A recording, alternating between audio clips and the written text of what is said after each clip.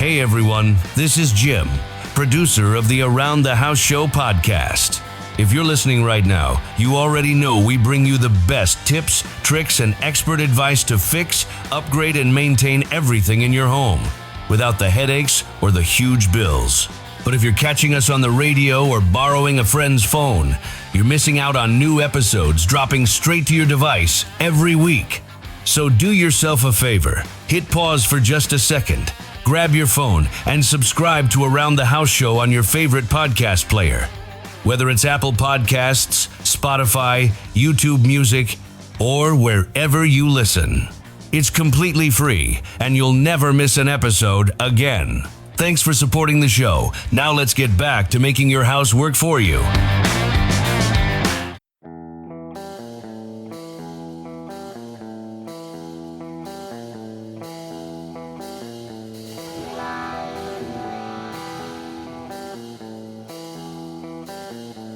Everybody stop what you're doing, please! When it comes to remodeling and renovating your home, there is no better show on your radio. This is Around the House with Eric G. Where's the hammer?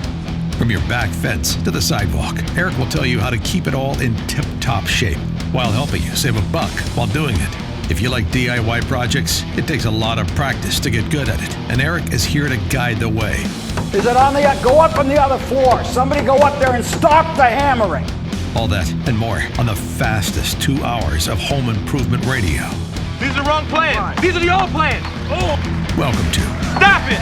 Around the House with Eric G.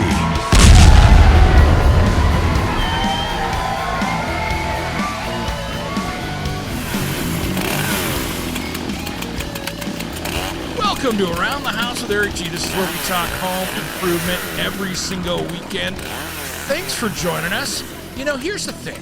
When we get into these shows sometimes and we have these, well, I'm Eric G. first. I'm Dane Vodder. Let's bring Dane into this conversation real quick. I like it when we have, like, game day changes here. And we've got one right here, which I absolutely love. Our friend, Danny Dwyer, who is, and I'll say this, and Danny won't because he's a humble dude. He is kind of the country DJ of country DJs out there. Yep. I don't care where I'm at in the country, and if somebody's into music, and I could be in line at Disneyland, I could be at a Tool event in Nashville, and somebody goes, "Oh, you're from Portland? Well, you must know Danny." Welcome, Danny Dwyer, to Around the House. Hey, fellas. It's good to hear you guys, man. You too, brother.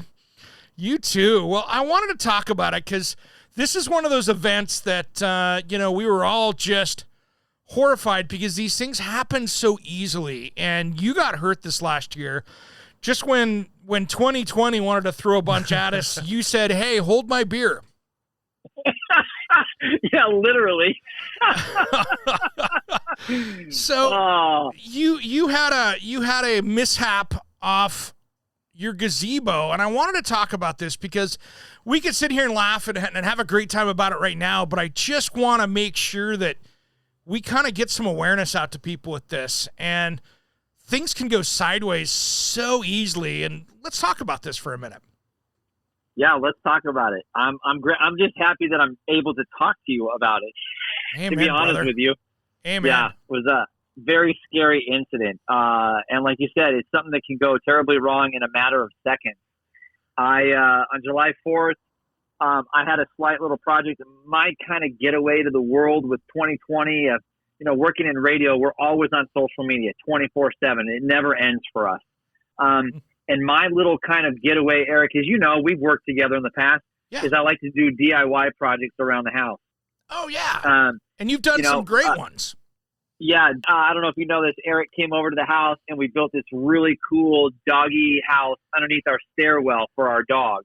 I think he told me about it, Yeah. Yeah, man.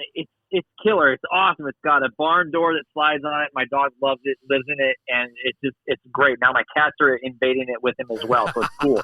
Sure, he loves that. Nice. Yeah, but my little getaway to life, and sometimes just to kind of clear my head of doing DIY projects. And I have a piece of property up north between Portland and Seattle, about an hour and 20 minutes out of here. It's a little place called Mossy Rock, Washington. Mm-hmm. And I was building a kind of like a party patio. It's a retirement piece of property for us. We have our RV on it, and one section will hold about 3 cords of wood. The other section is a little centerpiece for like our chairs and our barbecue, and then the third quarter of it is basically like an outdoor living area with Bluetooth speakers in it to play music. So we have campfires and roast marshmallows with the family. Just a great little getaway. Nice. So nice. I've been wanting to build this for quite some time. I drew it up in my head exactly what I needed. I got the measurements on how I was going to, set my posts and get my 2x6s and get everything set up. So I started working on it, and the plan was to get started with it Memorial Day weekend and hope to have it wrapped up in about 2.5 weeks. Yep. Being an only guy and you got 15-year-old kids, they're like, we're not helping you today, Dad. We got other ideas. We want to play on YouTube. Yep. So the incident was I said, okay, I'm going to start it. So I set my post, got everything ready, started framing things out. Well, July 4th, I decided that it was time to put the roof on. And my brother-in-law was with me. And by this time that he had seen the project, I already had it framed out, and the 2x6 studs were set in place for the roof. Okay. So my intentions were to set my crossboards across the 2x6x12s that I had lined out for the roof at a nice little angle so the water would run off of it. And then I can get up, and then start putting down my crossboards. Well, when I went to put up my crossboards, I started out with 3 of them, 2x6s by 10s, so I could step on them and kind of put them down, screw them in, and then, start to lay my metal sheeting down for my roof. Yeah, just doing a traditional metal roof. Got it. Exactly. So as I went to reach into my tool bag to grab a couple screws and my screw gun, I turned around and I stepped on the wrong 2x6. Oh. And I had 3 of them up there. 2 of them were 2x6 by 10. The other one, the third one, was a 2x6 by like 3. Ooh. And it was placed between the 2x6 joists that were set 2.5 feet apart. So as you can imagine, when I stepped, I instantly started to fall through the roof. Yep. And at this point, everything went into slow motion. Mm-hmm. And if you remember playing sports when you were kids, the first thing they teach you in baseball and football is when you're diving for a ball or, you want to hit the ground, make sure you tuck and roll. So that was my first instinct, was to tuck and roll. Mm-hmm. My second instinct was, I don't want to hang myself with my tool bag. And I don't know why I was thinking of hanging myself, but for some reason I did. Yep. So instead I jumped. And when I jumped straight down 9 feet because the board that I stepped on basically had come straight up like a camber piece of wood and smashed me in the forehead, busting open my eye socket and my nasal cavity. So as you can imagine, I was stunned, knocked out, and when I dove, I was like a WWE superstar thinking I was jumping on a table. I landed straight down in the compacted gravel/concrete area, breaking my collarbone, 11 ribs on my right side. I fractured 6 vertebrae in my back, and I punctured my lung. So I was in a ball. And the good news, this is the great news, is that my brother-in-law was there.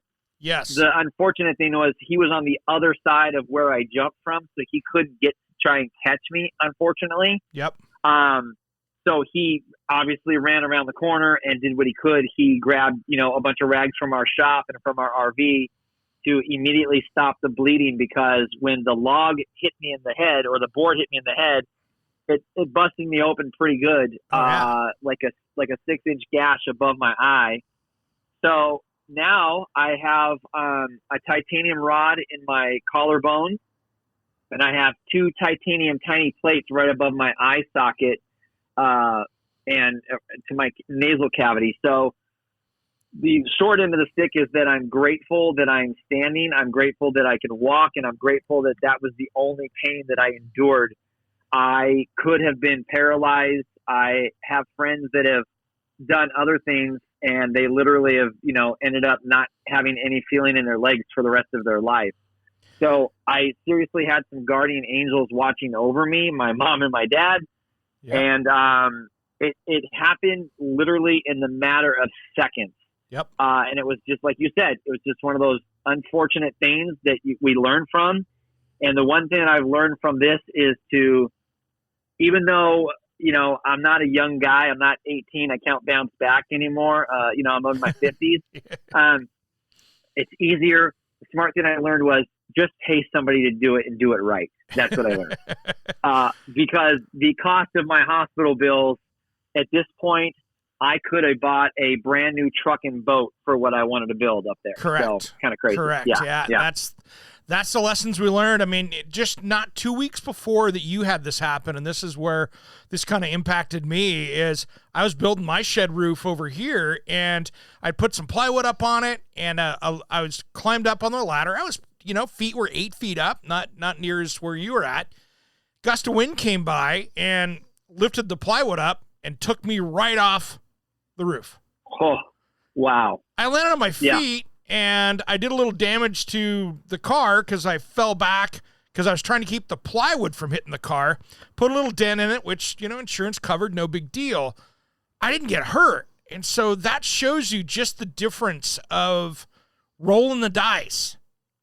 I could have easily been in the exact same situation you were, but it just happened that I think the thing that probably got you stunned was that board hitting you in the face first. So you didn't have any place to land. Yeah, my sense of direction was immediately gone. I didn't know where I was at, what was happening. I just remember saying, "O-S." Yep. And my brother-in-law heard me, and it was kind of weird because, and I'm very grateful because had this happened 10 minutes earlier, we would not be having this conversation. Just because of the fact that morning we had set up our property ready for 4th of July. We do a big thing with a bunch of family friends. Mm-hmm. And this year we were doing things a little bit different because of COVID. You have to social distance and stuff. But we were holding like a water balloon toss for kids. We were holding popsicles. We were doing everything for the kids, just trying to make it a really cool 4th of July because this year obviously is a damper for everybody. And my brother-in-law was taking his little girl down to the lake to go to the swimming hole. After we were putting up this last board, he was going to finish off a finished piece and then head down. And I was like, great, go do your thing. I'll finish this off. We'll be done. My son was in the RV with his earbuds in on his phone, watching YouTube videos. Wouldn't have heard anything. Wouldn't have heard anything. And my wife had just left to go into town, to this cute little town that we could buy groceries from to get some extra chips and popsicles and some stuff like that for the kids. And she was going to be gone for probably 40 minutes or so. So I was very fortunate that my brother-in-law was there because, like I said, if it happened 10 minutes earlier, we would not be having this conversation because everybody that I knew that was there, it was a beautiful day. It was already like 85 degrees. Everybody was on their boats. My phone was in my shop playing music, so I was outdoors working with the saws and doing the things, the things I love to do. I never would have been able to get to my phone, and the fencing that I put up around the project itself is all 6 feet tall. So nobody would have seen me because I would have been laying behind it where no one would have ever found me. So, yeah, when you listed the extent of your injuries, all I could think about was thank goodness that your brother-in-law was there because, who knows? With 11 cracked ribs and the vertebrae, who knows how you would have been able to get out of that situation on your own. Yeah, it was not a fun situation, that's for sure. It was one of those things like, okay, I'm sore, something definitely went wrong. I don't know what went wrong. Yep. But on the other hand, like I said, I was grateful that he was there, and he even told me, he's like, where's it hurt? And I'm like, it hurts in my head because my head had gotten smashed open, but I didn't even know the collarbone was broke because there was so much pain of me bleeding that it was like I said, it happened in a matter of like 5 seconds. Everything changed. Yeah, it's bad, man. And then on top of that, that had to have been the longest hospital trip ride for you. Oh, well, here's the crazy story to this. So where our property is there is no fire station or AMR response teams available. It's all volunteer fire department. Oh. So we had to call 911. It took them 40 minutes to get to me. And then it took another 40 minutes to get from me to the hospital in Chehalis. And once I got to Chehalis, they basically said, you have some internal bleeding, so we have to insert a chest tube. Yep. But we don't have the trauma center to take care of you that you're going to need because you're pretty bad. We need to send you to either Seattle or Vancouver. And I said, please send me to Vancouver because that's where I live. My home's there. And my wife can come and take care of me, while I'm in the hospital. So, yeah, I spent 9 days in the trauma center at Peace Health, Southwest Washington. And I got to give a shout out to them and to the trauma center and to all the doctors and to the nurses. They are really true heroes, man. They kept me going every day. And I've always believed in the power of prayer, but having so many listeners and being in radio for 20 plus years here at KUPL in the Portland area, everybody was reaching out to me. I had friends from Nashville reaching out to me. Some of the artists from Nashville were reaching out to me. And so it just kept me motivated and kept me going. And I'm just an example of it just goes to show that you can have an accident and keep going, but you gotta always be aware of your surroundings and where you're stepping, man, because you just never know what can happen. Happens so quick, and I can tell you what, you probably are the same way I am. I hate breathing exercises when you're in the hospital, by the way. Especially with broken ribs. Yeah. Yeah. It blow was into not the blue easy. tube, Danny. No, you can get it higher. No.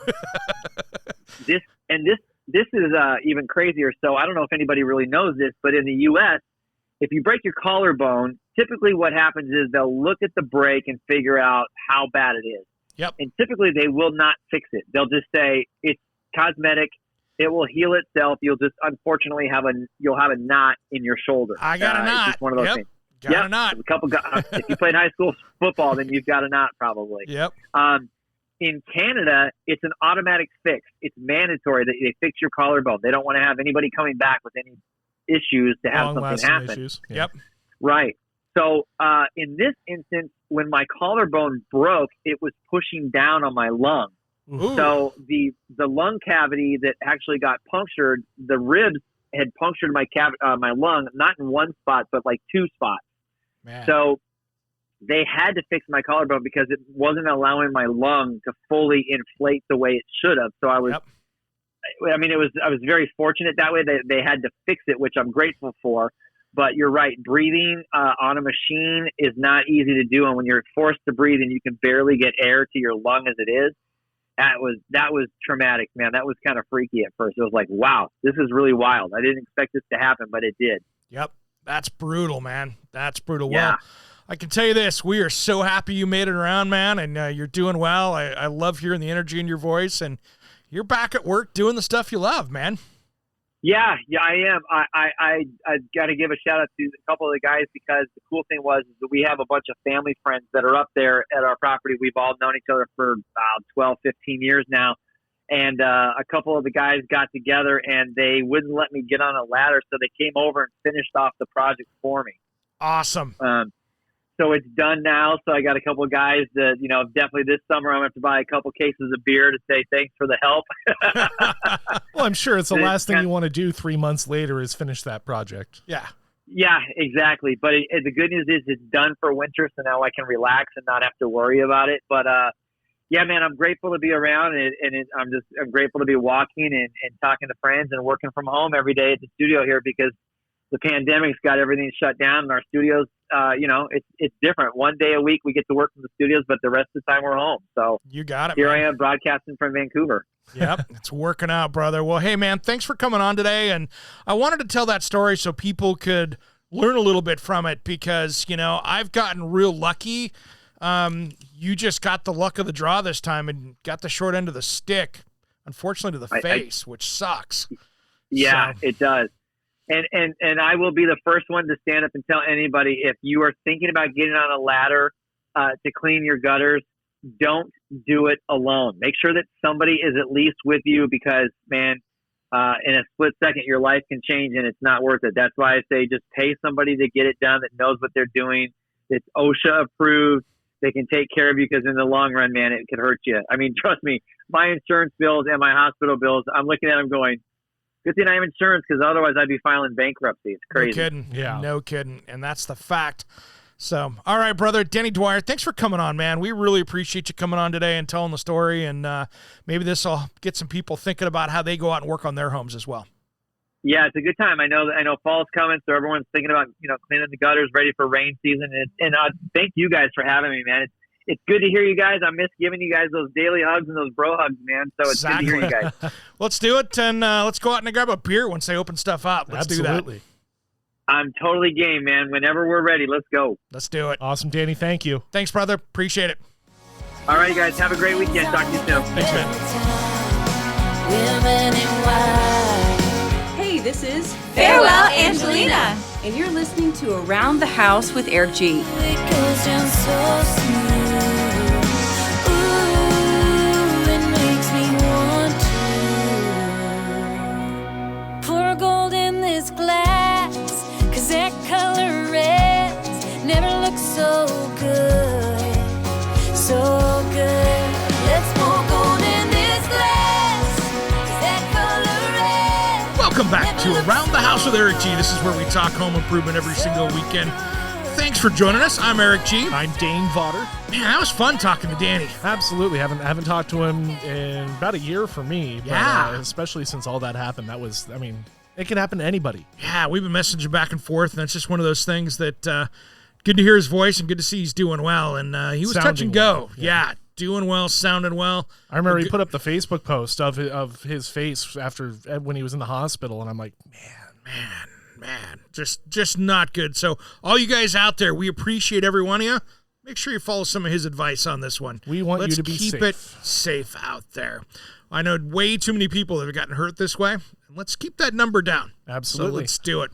Well, hey, we haven't really given out all of our information here. We've been just diving into Danny here, calling an audible. But, hey, first off, you can find us on Facebook, Around the House with Eric G. Of course, LinkedIn, Twitter, Instagram, all those different places. And, of course, the one-stop shop for everything is AroundTheHouseOnline.com. That's where you're going to find the podcast. You're going to find our store. You're going to find a Contact Us page, which is where you can find out a little bit more about Eric and what his background is. And you can also send us an email. If you have any DIY questions or any questions on any projects that you're working on, we'd love to answer them for you, and we'd probably be answering them for other people as well. Give us a call here in the studio. Our number 24/7 is 971-233-8992. You got it. Well, thanks, Dane, man. Well, this is great. We got so many things to talk about here in the show, and we're going to try to cram some of these in here. I was talking this last week on one of the social media channels, and I was going back and forth with somebody who was trying to figure out, those big gazebos that you can buy at any of the home centers, the big box stores, and they're either metal, canvas, whatever else. Prefabricated and everything. Prefabricated. I wanted to talk about tying those things down. You really want, especially when we're getting into fall weather, if you're going to be using that as a covered area, and they're really great, you need to tie those things down and really tie them down. I'm not talking just put a couple little wood screws into your wood deck. I want to see you through bolting and pretending like it's getting ready for a hurricane. Especially any of you out there that are listening in the Windy City. Yes. Absolutely. All of you guys out there, make sure that this stuff, if you just bolt this down to a couple boards in your deck that are nailed down, that's you going can to pull easily right up. pick it up. Yeah. You know why? I'll tell you my story. So this was probably 20 years ago, and any people who have been into Costco's, they've sold over the years these tube metal temporary garages with tarps over them. Okay. So it's a kind of a plastic white tarped garage, temporary garage. I was building a garage at the time. So I had my 67 GTO sitting in that because I wanted to keep it out of the weather. It was wintertime. And we got one of those winter storms that came through where the wind was out of control compared to what it was. I thought, being in my 20s, that I had bolted it down correctly. I actually fastened it down into the asphalt driveway. Okay.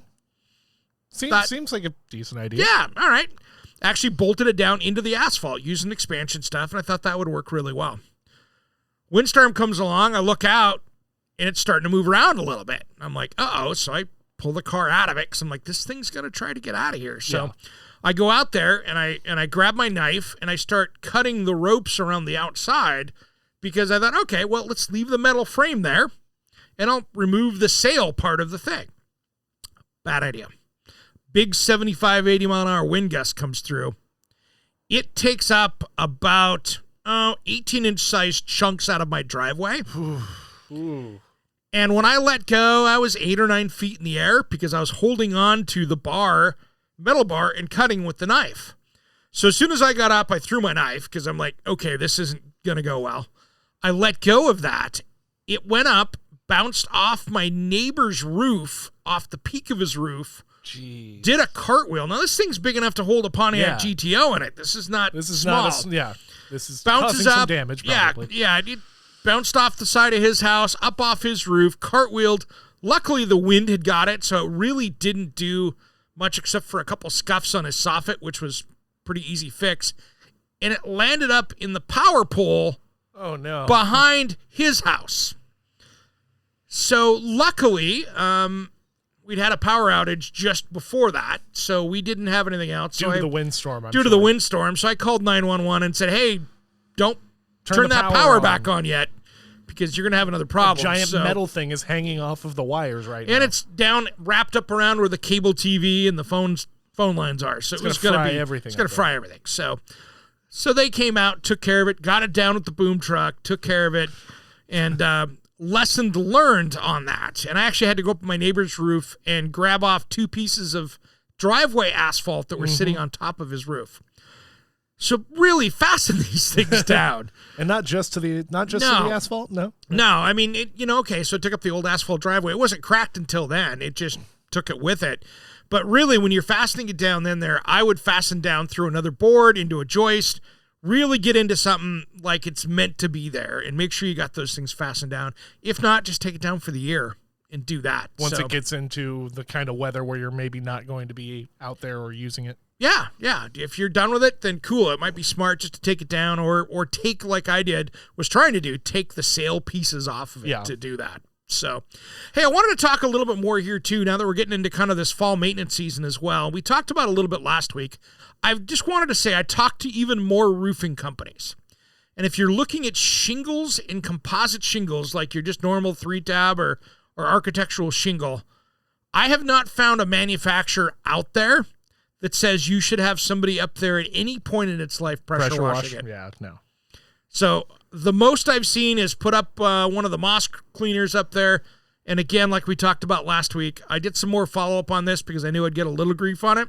Didn't get too bad. But there's not a manufacturer out there that I have found that says, yeah, get up there with a pressure washer and do anything with that. So because you're just going to rub off all of the all stuff. The UV coating, which is that color coat on top of it. They put it on there for a reason. You don't want to just pressure wash that off. Correct. So all you guys out there that have mossy roofs and stuff like that, use the right stuff up there. You can do zinc. They've got treatments for that.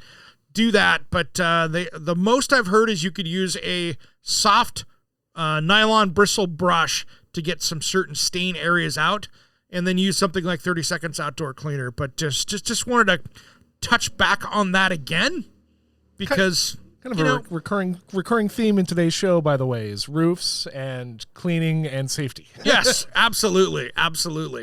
So one thing too I wanted to talk about before I get into some other stuff, I wanted to talk here a little bit about really here buying plumbing online with Amazon.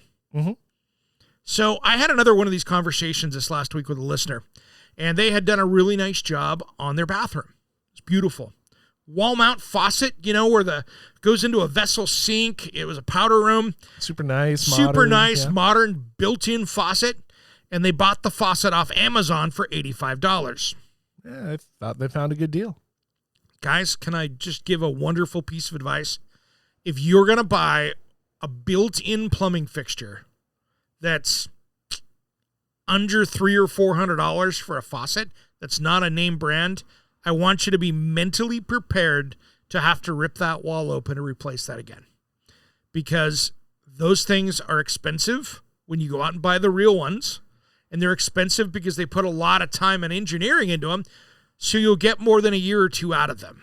Well, we've talked about this before. When you kind of go looking for a good deal, maybe go off brand to buy something. Yeah, it's going to look like it's a high quality product, but it's when you actually break it open and look at what's inside that you realize why it was so cheap. Now, I don't have a problem with you going into a powder room and putting that $59, $69, $85 faucet because you can untake it off the sink, you can uninstall it and put another one in. You don't have to go into the wall. Yeah, you don't have to open things up. And if you've just put this beautiful tile wall up that you put this wall mount faucet through, you're either going to be going through the back of that wall or you're ripping the tile down again. Yep. And it's going to cost you more than the other $300 that it would normally take to get you there to get the real thing. So I just really want you to take some time and think these things out, because the last thing I want you to do is fail on this. Because I tell you what, I mean, I've gone into the home centers and bought, the warehouse stores. And I'm not talking your Lowe's, Home Depot, but some of the other big discount warehouse stores. You go and buy their brand of faucet. And I've seen more people every year go back with the lifetime warranty and get another cartridge for it. And now they're rebuilding a faucet every year. At some point, your time is worth something. Mm-hmm. And maybe you would have been better to go and spend $300 once and have it last for a decade. That way, you get that life out of it, and you're going to be much better off. Well, I mean, by the time you get to year 2 or year 3, where you're replacing it for the third time, it's becoming a chore and a headache and something that you don't want to deal with year in and year out. Man, and especially when you put something new on there, and then there's always that time at the point that it's starting to fail, or it's starting to be an irritant because it's going and you're like, I got to order another part again. And then there's that point that you're having to deal with it. You're just so much better off doing that once and getting it done. And the same thing comes with toilets and everything else. Just don't go with plumbing fixtures that are going to be a temporary fix. Spend the money you can and get the right ones, especially when they're going to be built in. Now, we're not saying don't buy online. No. Just be careful what you're buying online. Yep. And when we come back, I want to talk about, ironically, the lifespan of your things in your home. Well, how long do things last? We'll do that just as soon as Around the House returns.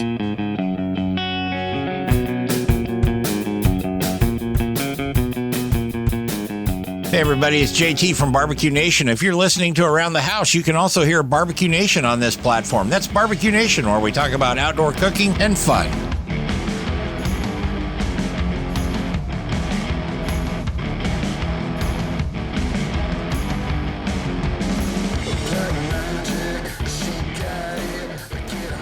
Welcome back to Around the House with Eric G. This is your home improvement source every weekend.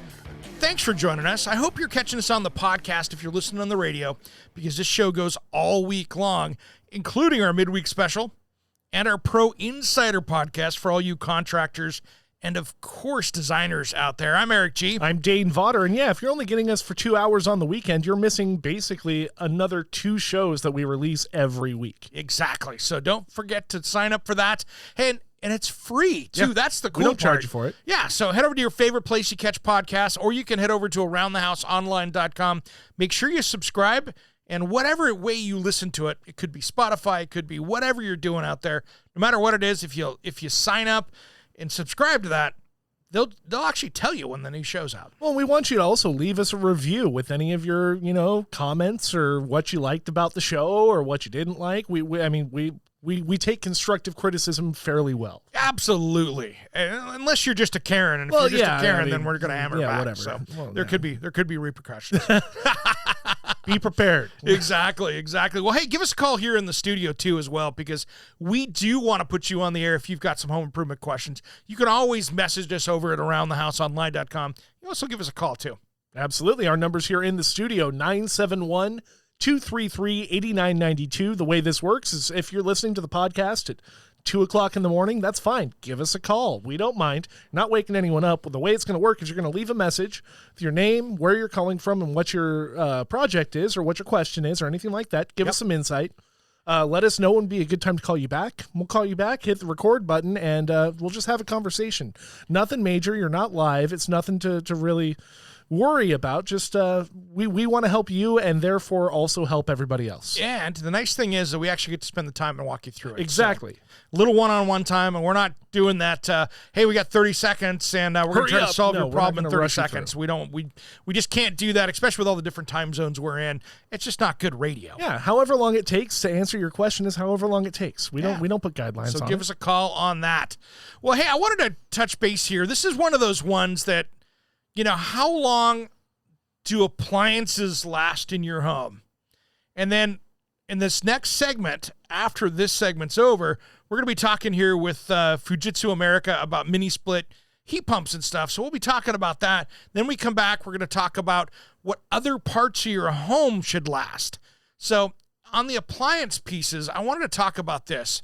When should you replace those appliances? And really, it's dependent on how much they're used. For instance, if you've got a dishwasher that you run once a week, is going to get, of course, a different usage than if you've got, 4 kids and it's running twice a day. Yep. So you just got to think about it. It's almost like miles on your car. There are things that you get to do with that, if you put too many miles on it, it's going to be a problem. Exactly. So in that, let's talk a little bit about these things. I was thinking maybe kitchen is probably where we use the most of our appliances. Yeah, right? So we jump in here. So the actual best, longest life expectancy is a gas range, 15 years. Not that many moving parts. Yeah. Not too much electronics. Kind of surprised because it's used. At probably about 3 times a day at least. Yeah, maybe. Yeah, probably. Depending on who they are, but it could easily be. Yeah. But 15 years for that. When you get into it, dryers, like clothes dryers, about 13 years. Now, I've had them last 25. I've had them last 7. It's depending on options again, too. Again, this is like when you look at cars and go, what's the most reliable car? Well, many times it's the car that has the least amount of options. Yeah. It's just a matter of numbers. And also probably, I would imagine, the least amount of moving parts. Absolutely. Yeah. So if you've got, a dryer that has, 100 parts in it versus a high-end one that's got 400, you're probably going to have more issues with all those little features. Yeah. So again, these are things that can catch up to you if you're not careful. Kind of on that same vein, if we're talking dryers, I kind of I'm curious about washers between top load and front load. Those you're going to get about the same out of washing machines as well. I'll be honest, I've had front loaders last 20 years. And top ones, it's interesting. I've actually had front load machines for me last longer than top load machines. Okay. I think it's because you've got a drum that's moving. Yeah. And it's moving in a little more of a fluid motion versus if you think about it, you got that agitator that's agitating back and forth somewhat violently. Well, and I also just trying to think about, I'm no physics major or anything like that, but it's just you're fighting gravity the whole time when it's a top load, whereas if it's a front load, you kind of have some give in to allow it to not have to work all the way, all the time. Exactly. Whereas a top load, it's consistently always you just turning. got drag always on it. So, and I think 15 years ago in the U.S., that was probably a different answer with some of the like Samsungs and LGs and stuff during the day. Mm-hmm. There were some that were quite frankly just not built well.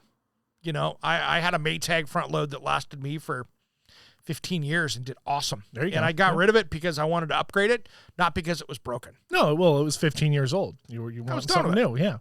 Absolutely. So, you think about that, that's pretty good.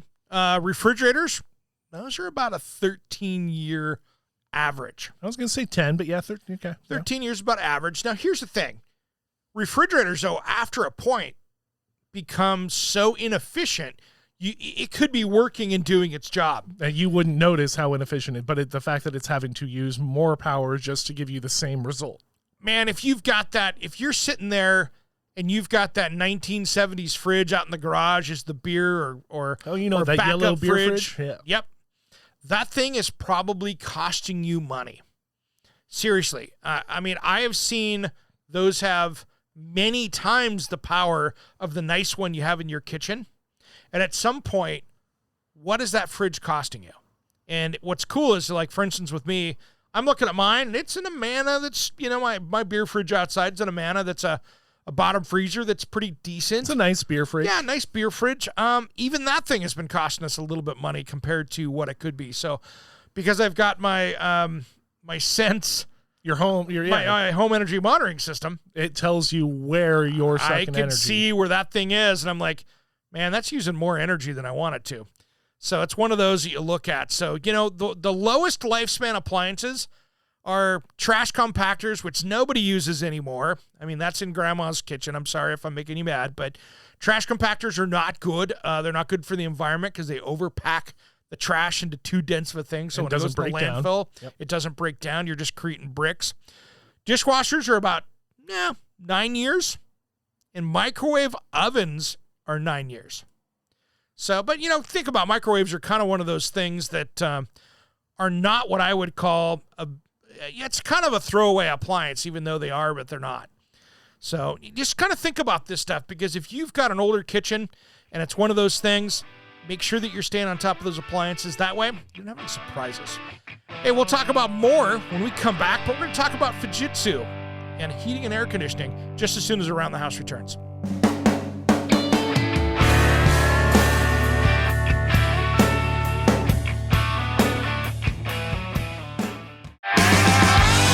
Hey everyone, this is Jim, producer of the Around the House Show podcast. If you're listening right now, you already know we bring you the best tips, tricks, and expert advice to fix, upgrade, and maintain everything in your home without the headaches or the huge bills. But if you're catching us on the radio or borrowing a friend's phone, you're missing out on new episodes dropping straight to your device every week. So do yourself a favor, hit pause for just a second, grab your phone, and subscribe to Around the House Show on your favorite podcast player. Whether it's Apple Podcasts, Spotify, YouTube Music, or wherever you listen. It's completely free, and you'll never miss an episode again. Thanks for supporting the show. Now let's get back to making your house work for you.